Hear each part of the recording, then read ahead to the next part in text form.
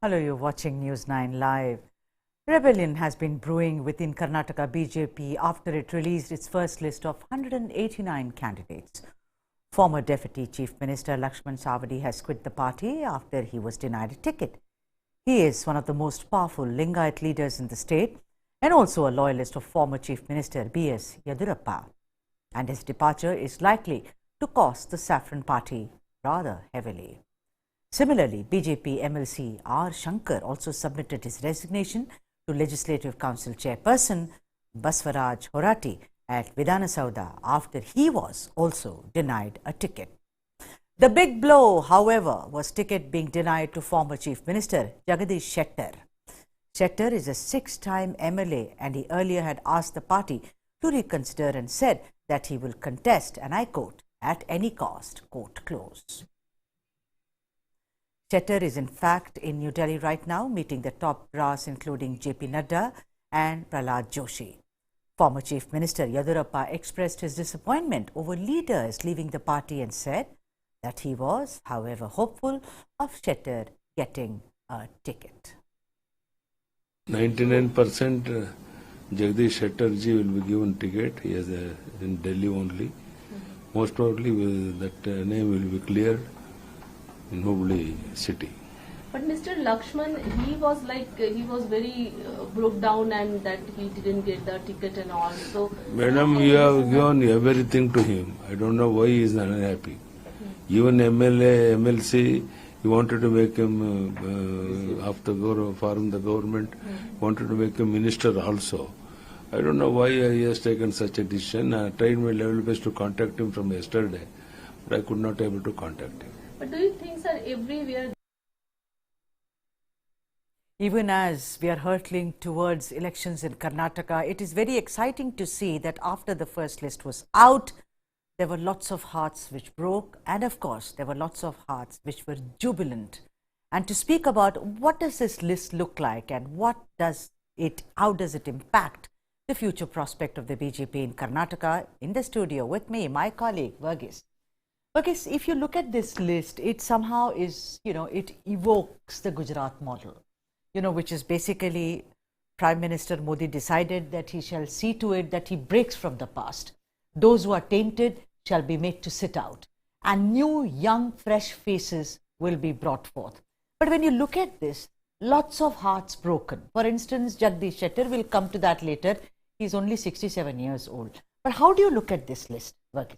Well, if you look at the list as such, it is a kind of the strategy that they used in Gujarat that they're trying to imply here. And the strategy that you used in Gujarat has worked in Gujarat as well as in Uttar Pradesh. So where at least 30 to 40% of the people who are known to not be able to win a seat because of various reasons, or if they have something taint on them, they have been removed and you have fresh faces coming into the system. It was also to say that we have acknowledged the fact from the electorate that these people have not performed and therefore we'll give you another choice. If that was played out in an electoral setting where you had the old candidate, of course, the electorate would say that we want to reject him. But when you give a new candidate, they would in fact go ahead and say that, okay, let's try. If this person is to be given a chance, why not? They have actually listened to us. So over here, you're seeing a list where they have gone through the caste matrix as such properly, but at the same time, they've ensured that those who are coming from those caste matrix are not the entrenched leaders. They are new faces who are coming in. People who have contested from the BJP in 2018, 75 of them have been, in fact, not been given the ticket for this time. And in that, 52 of them are debutants. Yes. So that is a huge number. And it's also a huge risk that the party is also taking. But since they believe that the strategy has worked out, they hope it will work out in Karnataka also. But then, when you talk about strategies, and some of them etched in stone now, considering the Gujarat model worked, it also worked in Uttar Pradesh.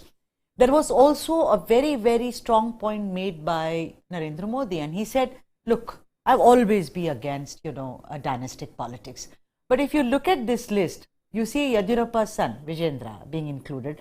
Also the late Umesh Katti's son being included. So somewhere, I think they have taken into account the winnability of a particular candidate by breaking a rule. They have, interestingly, also given it a policy name. They said the rule is one family, one ticket. Huh. So it does mean that the seat is being handed over to the next generation. But they've given it a spin to it, probably trying to put the opposition into focus. Because in JDS, we know that from one family, a lot of people are trying to get tickets. Right. So that is how it is being projected. So this would look like to a common voter that there's only one ticket going to a particular family, and it's not that the father, the son, or the father and the daughter, or it's not that one family is cornering most of the tickets.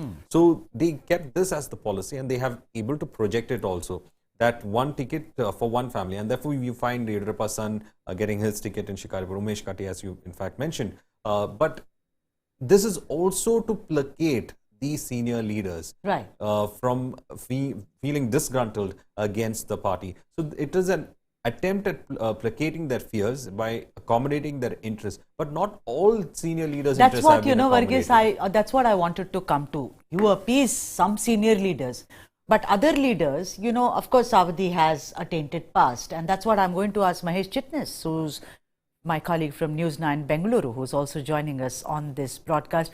Mahesh, Varghese and I were discussing about, that rules have been followed. The Gujarat model has been followed. They've been very, very careful about not one family, one ticket, etc. Accommodating certain stalwarts like the late Umesh Katti or even Mr. Yediyurappa. But tell me something, when it comes to Jagdish Shettar, Laxman Savadi, of course, he's very infamous for having watched porn in the assembly, if I'm not wrong. But the point is, Jagdish Shettar, I think, correct me if I'm wrong, historically, if you look at him, he's the ex-chief minister. He's somebody who's won from, his constituency time and time again. The only thing perhaps is that he was somebody who refused to join Bommai's cabinet, and when the elections, they made an announcement that the 2023 elections will be fought under the leadership of Bommai, he was somebody who took it very lightly. Is that his crime, that he's been asked to sit out?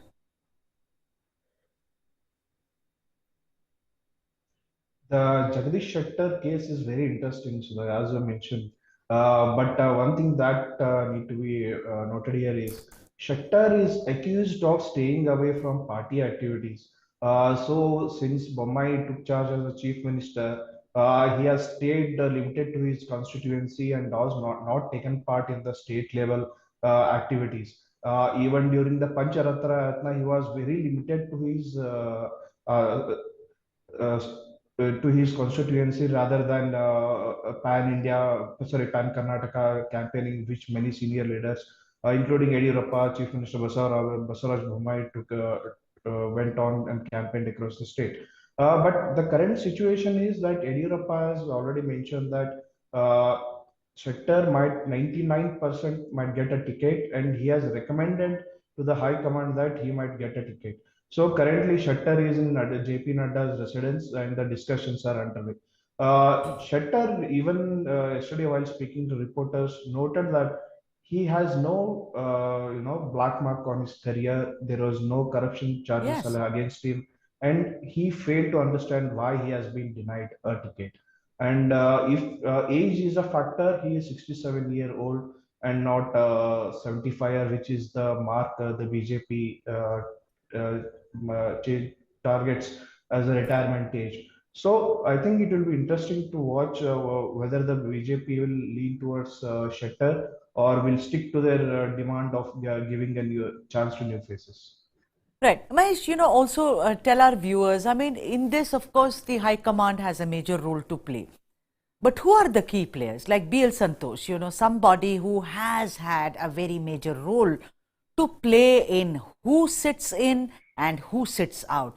Do you think his opinion was also sought when the final list was given, a stamp of, let us say, ratification, as it were? When it comes to Shettar, he has always been a neutral guy and not taken any not factionalism. But a statement coming from Yediyurappa where he says that I have recommended the High Command to give him a ticket. So that shows that even Yediyurappa wants him to be in the assembly.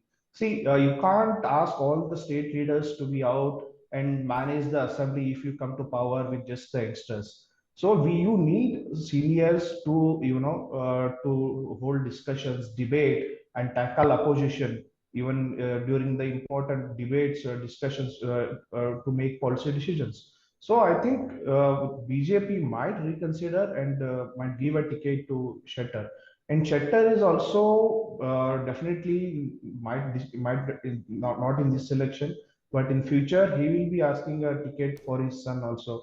So BJP might have attempted, you step aside and we will give you a Right. ticket to your son or daughter. So that might have not worked well with the Shettar. So he has currently rebelled and has gone and met Nadda. So a final decision expected this evening.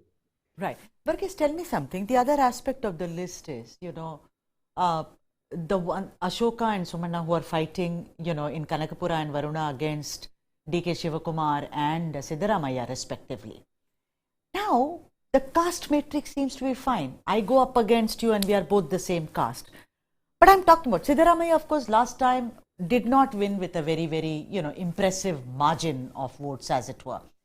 But what do you think are they thinking when they are putting these people against? I'm talking particularly about Siddaramaiah and also the status of DK Shivakumar, in the Karnataka Congress.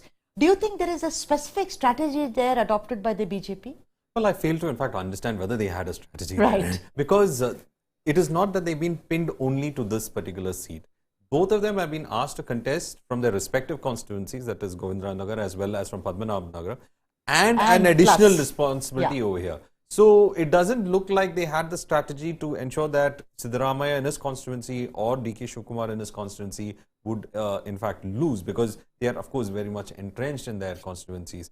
But here the interesting part is that why is it that their time has to be divided between their respective constituency where they have been representing for years and the constituencies where they're supposed to take on these stalwarts. One strategy that they had previously done in the previous election was that they had ensured that in Badami, we had a person from the Reddy brothers who had gone and contested against Siddaramaiah in Badami, and he, of course, he lost the elections by a small margin, but he was also contesting from Ballari. So it looks like that idea has not worked, but why would they go for a double kind of a seat system for these two people? Since is it an effort to ensure that these both of them do get elected and the fighting continues, the factionalism continues in the process, or that seems to be the larger picture rather than, because otherwise they would have had strong, if V. Sumana was strongly only limited to Varuna, or if we had R. Ashok only limited to Kanakapura, then it would have been a contest. But this is not a contest. Right. I mean, Mahesh, do you agree with what Varghese says, that it doesn't seem to me that they had a robust strategy here? We're talking about, of course, R. Ashoka and, and Somanna against Siddaramaiah and DK Shivakumar, whereas both of them are also contesting from their regular bastions. I partially disagree with Varghese actually. See, there are two strategies here. One, BJP does not want these two stalwarts to win easily. They want to give some kind of fight. And second is they want to restrict them as much as possible in their own constituencies and not let them to campaign across Karnataka as much as possible. So definitely even BJP in the back of their mind knows that Siddaramaiah and DK Shivakumar are undefeatable. But never know, Smriti Irani went and defeated Rahul Gandhi. Nobody expected that. Yeah. So also another thing I want to ask you, Mahesh, which really stands out is that they made it a point, the top brass, of course, and other senior leaders in Karnataka, that they have rewarded certain leaders, those who helped, during the entire resort politics and also the BJP come to power. Someone like Ramesh Jarkioli, would you agree that a list of them, if you would like to tell the viewers how they have been rewarded for their loyalty, Mahesh? Yeah, definitely. When it comes to Belgaum politics, it's a huge debate on its own. If you see the list of candidates that has been released, all the 18 key names how we have released, which are in the Belgaum constituency, and out of that, there are around 7 to 8 names which are directly recommended by Ramesh Jarkioli. Ramesh Jarkioli is someone who enjoys a huge support from the high command. As you mentioned, he completely orchestrated the Operation Lotus in 2019, which brought back the Yediyurappa at the helm of the affairs. He has been definitely rewarded, and his close aides, Mahesh Kumatalli, who was contesting, who is a sitting MLA from Athani, was facing a stiff challenge from the former Deputy Chief Minister Laxman Savadi. So BJP had to say no to the former Deputy Chief Minister and loyal BJP workers since long, and have to go with what Ramesh Jarkiholy has said. Apart from that, in Kagwad constituency, Srimant Patil, who is also a defector in 2019, has also been rewarded and got a ticket. But when you say reward, Lakshman Saudi is, no stranger. He had worked a lot during this Operation Lotus, and he was rewarded that time and made the deputy chief minister despite Right. the background he enjoyed. Yeah. That's what I want to ask you, Mahesh, that look at this. Ramesh Jarkiholy, we all know that sex for job tape, which had made headlines and there were investigations. I'm only talking about how they have seen to it that the tainted leaders sit out. I mean, Yediyurappa seems to be a perfect example, although he's also a stalwart when seen from the prism of electoral politics. Ramesh Jarkiholy, but then Laxman Savadi, like you said, he's also someone who was instrumental. He's a tall leader. He was the deputy CM, but in his place in Attorney, there is, someone else who's been given a ticket. But the point is, he also has what is called, he's infamous. But then that's what a lot of rebels are asking. How come one wrong is right, whereas my wrong is not right? There must be some reason for Laxman Savadi to have quit, or rather, threatening. That's what the sources are telling us, that he may just jump the ship and go to the Congress. Yeah, definitely in politics, as they say, nobody is clean. When you name BS Yediyurappa in the parliamentary board and the central election committee, you can understand that anybody can be inducted in any role in any party. So when it comes to Saudi, of course, there was no anti-party activity that he had involved or anything against him. It was only the factor of constituency and the weight of Ramesh Jarkiholy which had thrown behind Mahesh Kumatalli, who is a sitting MLA. So Ramesh Jarkiholy wanted him to be his close aide to be contested, due to which Saudi has been denied a ticket. And if you see closely the tickets mentioned, there are not many MLCs, or none of the MPs have got ticket. There are two MLCs who were trying to get a ticket. One is R. Shankar and Laxman Saudi, and both have today announced that they will be resigning from the BJP. BJP has denied them a ticket. But two more MLCs, one is CP Yogeshwar and another is MTV Nagaraj, who is the sitting minister, have been awarded a ticket from Hoskote and Chanpatna for Yogeshwar against SD Kumaraswamy. So definitely, yes, wherever there is a necessity, BJP have amended their own rules and adopted to the best way possible.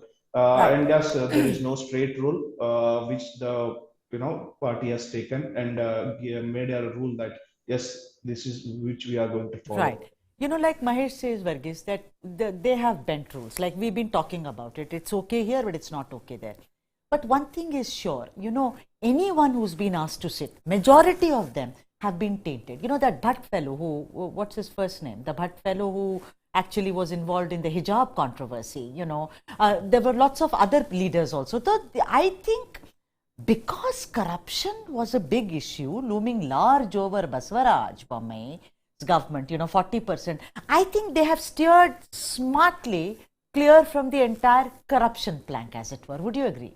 It looks like they have in fact moved away from the corruption plank, because that is the plank on which the opposition has been attacking the Bommai government. But then it is also the factor that they are looking at winnability. If you had the tainted person, the chance of his winnability in that constituency was more measured than his corruption allegations or the kind of taint that was on him. So it was interestingly enough that the entire list was prepared on that basis, because over here again what we see is that it is the winnability category. For example, Ramesh Jarkiholy, he's got a ticket, but his rival in the Belgavi region, Saudi, has been denied because he wanted to contest from Athani. But you have Ramesh Jarkiholy's nominee who is now going to contest from there. So all these factors are very interesting, because it looks like BJP is looking to ensure the winnability factor, and for that they are having new faces. At the same time, the small factors on the ground that matter. That is the caste factor, the relationship between castes. Because, for example, there are caste factors that would, where one caste would prefer, if that person from another caste also, to vote him into power. So all these factors have been taken into consideration. Right. And also Gautam Shankar, my colleague from NEWS9 Bengaluru, is joining us. Gautam, we were talking about the caste matrix. I mean, we're talking about the list, of course. You know, for the longest time, experts and all of you are also an analyst have said that Lingayat, you know, that is something which is going to be problematic for the BJP. They need to really hit the ground running. When you look at the list, Gautam, do you think that they've done a smart job so far as the caste inclusion of every category is concerned? Absolutely. Smart job is the right way to put it, Sudha. If you look at the caste matrix that within the seats that have been released so far, 51 Lingayats are there and about 41 Vokkaligas. If you look at that, it is about consolidation with Lingayats and also trying to woo the Vokkaliga community. And now they know the importance of getting the Vokkaliga vote base on their side. And that is why we'll also see in the remaining seats this tally going almost side by side. It will almost be equal, which is a measure of BJP understanding that, okay, Lingayat vote base is there, but we also have to reach the old Mysore region, reach the South Karnataka to ensure that whatever the anti-incumbency that they are facing right now, to quell this is one of the main ways. And that is one of the reasons a few leaders like Anil Bente and Belgavi have also lost out on the tickets this time. Mainly because wherever the Lingayat community has turned against their own leaders, they have lost out on the tickets as well. So this is definitely a smart move, and this is a balance of the Karnataka model and the Gujarat model. I wouldn't say that this is a complete implementation of the Gujarat model, while you will feel that 52 new faces are coming. If you look at elections previously as well, the number is more or less around the same figure. So without over-analyzing the whole scenario with the seats that have been released, I'd say that this is a very pragmatic approach by the BJP and a very calculated one at that. Right, but then it has actually, you know, angered, hurt a lot of people. Also, let me go to Mahesh Chitnis right now, also my colleague. Mahesh, the point is that, you know, like he said, like Gautam said, that it's a very smart list, so to speak, very pragmatic. Another thing which has stood out for a lot of people is the way the BJP has projected that it is going to be, if it comes to power, it's going to be a party of professionals. So they say we have an ex-cop, we have an ex-IAS officer, we have doctors, we have teachers. Do you think this is something new that they are doing? Because India has changed. It's mostly the youth who decide, you know, to actually go and vote. They are in maximum numbers, not people who voted again and again. Do you think this is also a very smart move? Because this could actually work in urban areas or quasi-urban areas, Mahesh. Yes, Sudha, there are two aspects to it here. One is there are two kinds of voters, one who votes for the party, one who votes for the local leader. So when you suddenly change around, 52 debutants are coming in. So the people who were denied a ticket will be having their own loyal voters, at least around 10,000 to 15,000. So it will be now up to the BJP whether they will be able to manage the disgruntled leaders and bring back those votes. It will be a plus for BJP. If no, then the newcomers will definitely have a tough time because the newcomers will definitely not have a pan constituency presence. And seeing the time constraint we have, it's just less than a month to go for voting. So it will be difficult for them also to start a campaign and file nomination and get the strong contenders, campaigners, and get the work done. So I think it will be interesting how the BJP will be treating the disgruntled leaders. When you say that 75 new faces have been given a chance this time around. See, one thing that has to be noted here is maximum of these seats are in old Mysuru region. So BJP does not have a proper candidates over there. So that's why we see a maximum number of seats, newcomers coming in the first list of candidates. And when we say that educated people are coming in, But Yeah. what need to be understood here is whether they are vote pullers. The BJP might project them as they're highly educated, highly respected. So BJP has been trying to come out of a shadow of Yediyurappa, to whom the one particular community, Lingayat community, has been voting. So BJP in these elections has never named, either Chief Minister Basavaraj Bommai, Yediyurappa, or anything. They are only projecting PM Modi's leadership and are demanding votes for the BJP. So It's a, overall, it's yeah.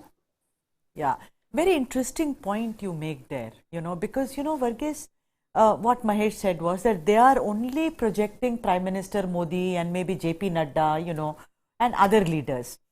Uh, because you remember when Yediyurappa was taken off screaming and kicking, and said that you're old now, now retire. And then Basavaraj Bommai was brought. You saw that, cabinet formation took forever. There were, mini rebellion and skirmishes within the party. Bombay was not acceptable because he also came from a different social moorings, I think, to a great extent, than the dyed in the wool RSS type. But then, as you see, Yediyurappa was brought back, into the reckoning. So, do you think that the shadow of Yediyurappa is going to be there, whether you want to call it looming large or whether you want to call it as a blessing, over this entire electoral process and also the list which has come out? So, maybe we should lend credence to what he says when he says that Jagdish Shettar, 99% will get a ticket. Well, we have to go ahead and lend credence to it. But at the same time, I think the party is trying to placate Yediyurappa. Of course, as you said, he's the man who built, the BJP in Karnataka. Yes. So it's not that he can be denied that credit that goes to him rightfully. But the shifting of Yediyurappa, going by the party rules and then bringing him back as a shadow within the power structure again, and then that shadow looming on everyone.